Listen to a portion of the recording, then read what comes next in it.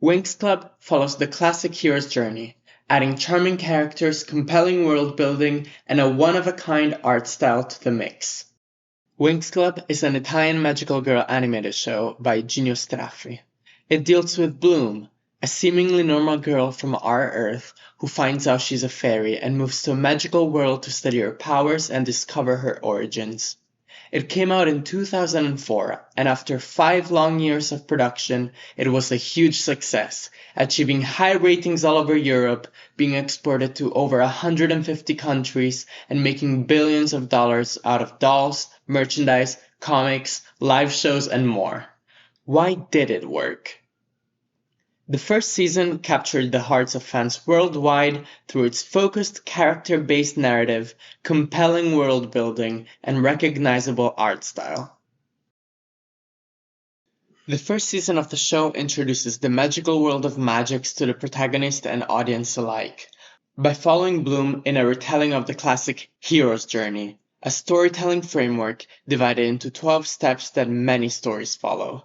Like many magical girl shows, the first 5 steps happen within the first episode in order to leave our ordinary Earth behind and get more time to familiarize the audience with the special world. Step 1. Ordinary World. Bloom is a seemingly normal girl from Earth with regular parents Mike and Vanessa, a pet rabbit named Kiko, and a high school bully, Mitzi. Step 2. Call to Adventure. Bloom meets Stella, who was attacked by Nut the Ogre. In the fight, Bloom accidentally unleashes powerful magic of her own. Stella offers Bloom to join her in Althea, the school for fairies. Step 3. Refusal of the Call. Bloom questions herself and her magical abilities. Everything is happening very suddenly, and she's unsure whether she can just drop everything and enroll in a school on another planet. Bloom's self-doubt will be her inner ghost this season, an insecurity central to her character arc. Step 4. Meeting of the Mentor. Stella is Bloom's peer mentor. She introduces Bloom to Althea and Magix, protects her and her family when new monsters attack, and teaches Bloom to use her powers. Step 5. Crossing the Threshold. Bloom manages to use her magic in fight, on demand, and accepts she's magical. With her parents, she decides to attend Althea, entering the special world. Step 6 is Test Allies and Enemies. For the first half of the season, up until episode 13, we get lower stake missions that allow the audience to get familiar with Planet Magix, Althea School for Fairies, and the characters. We get to know more about the other members of the Winx Club, the Tricks, and the Specialists.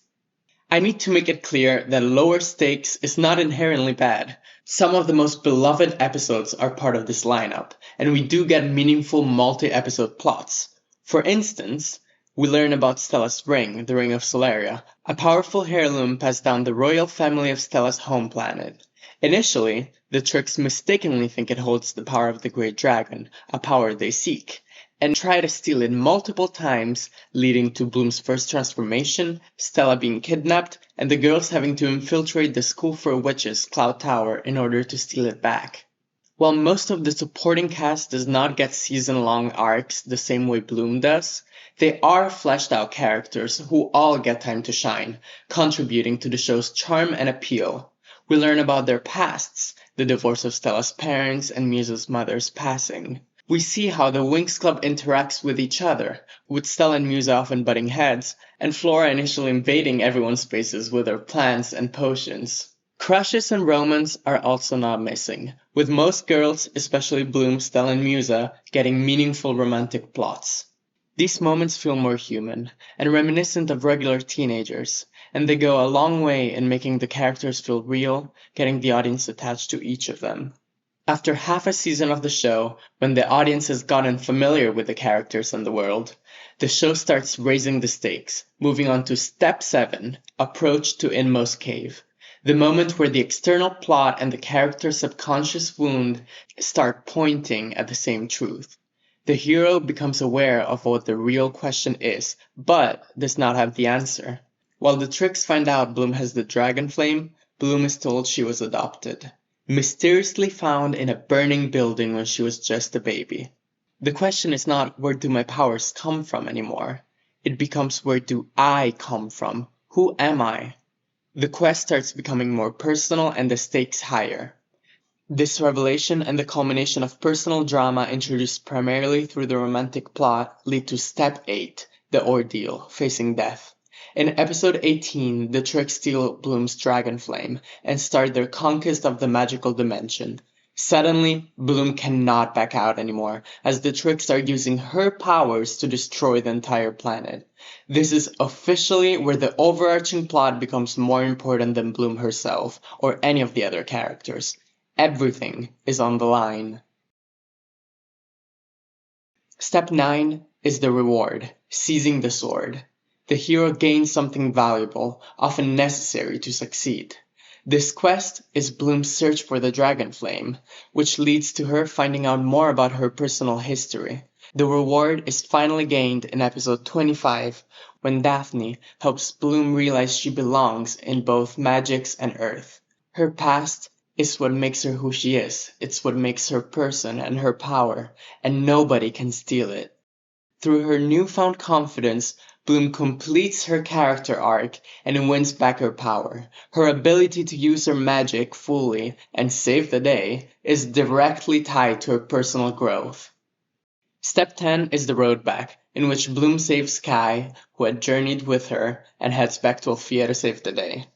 Step 11 is the resurrection, the final test where the hero is transformed, the final fight against Icy, in which Bloom is able to master her dragon flame to defeat her enemy.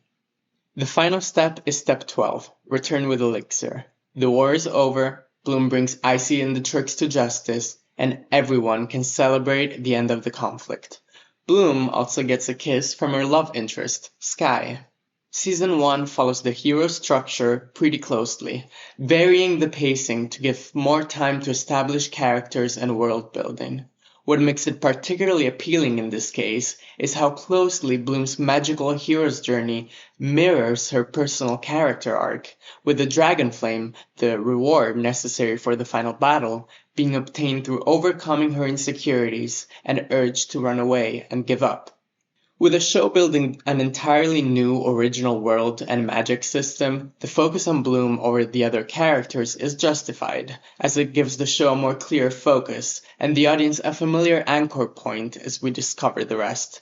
The scope of the season is wide enough to leave the viewers in awe of Planet Magix, but narrow enough that the places and plot points we do see feel meaningful.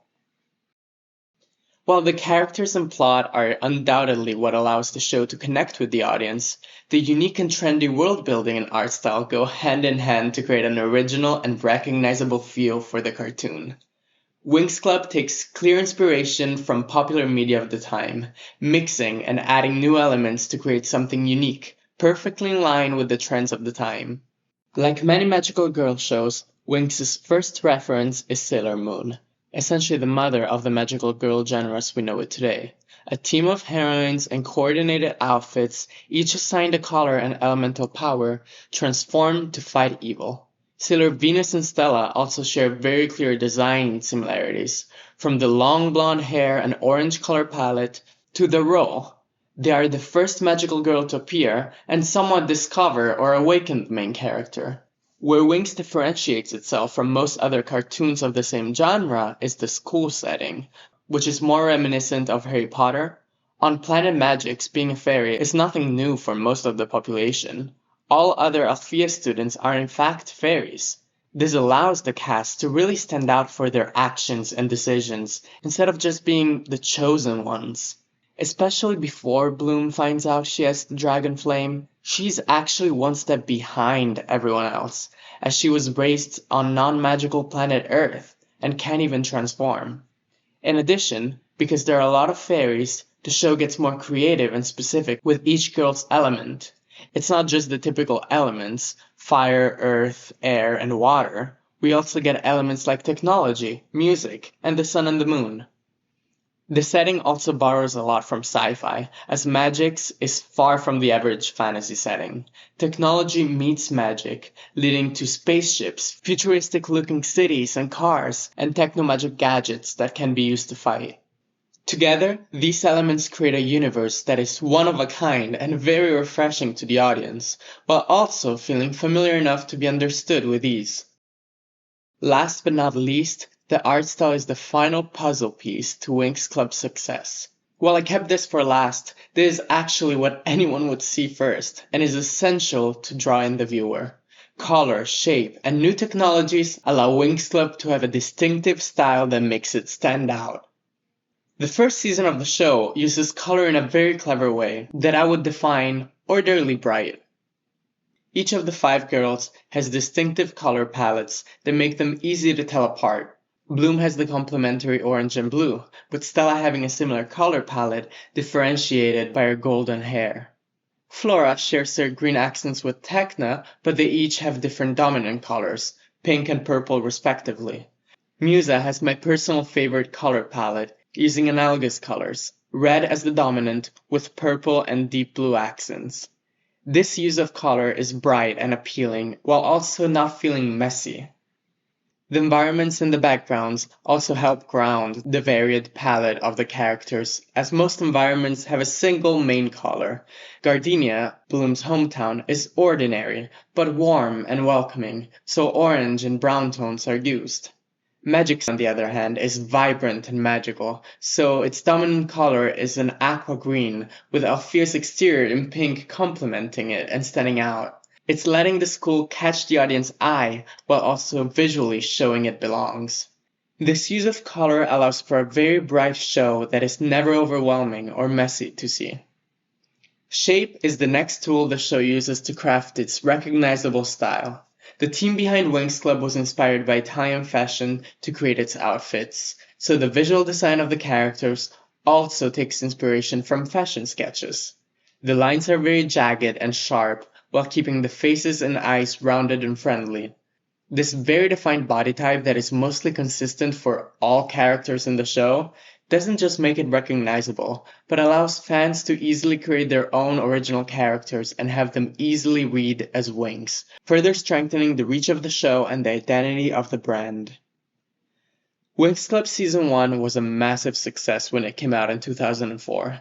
It worked because of its unique but familiar world, the bright and one-of-a-kind art style, and the focused, character-centric narrative structure that revolves around the main character, Bloom's hero's journey. I also need to add a personal note on the fight scenes in this season. The action is crazy good. Musa was attacked by many witches, and there was an epic fight where Flora gets slammed onto a building. The whole finale is multiple episodes of just plain war. Like, the action sequences were storyboarded really well. Anyways, thanks for watching.